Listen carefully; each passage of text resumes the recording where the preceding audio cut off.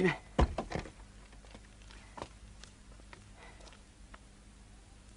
Къде е този скафандър, бе?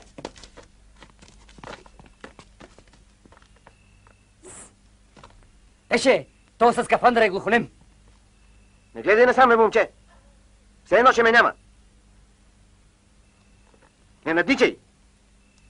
Пеше, скафандъра не е глухонем. Скафандъра се укрива. От кого? От милицията ли?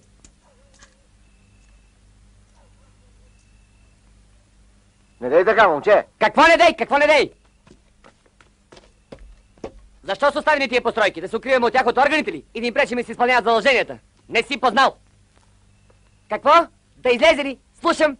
Другари Иванов нареди да напуснеш незабавно укритието. Ще питат защо се криеш от органите. Айде да не повтарям и си приготви цигарите. Не се заяждай, бе, момче.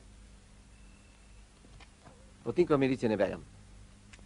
Един черен на мотоциклет ме гони. Зададе ли се? Ни най-малко. Ни черен, ни на мотоциклет.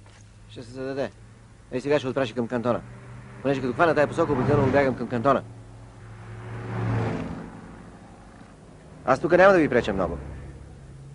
Ей, сега ще отфучи. И колко лева имаш да му даваш? Кой, аз? Не, аз. Нямам да му... Николко.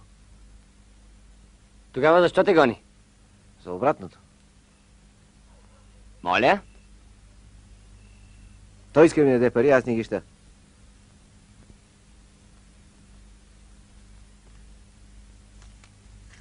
Беше, чури го.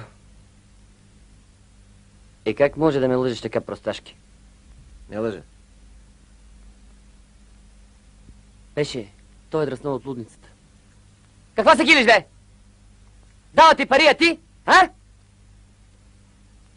Ти трябва не да се криеш, а да идеш и да се удавиш. Айде, дай една цигара, че ме я да те гледам.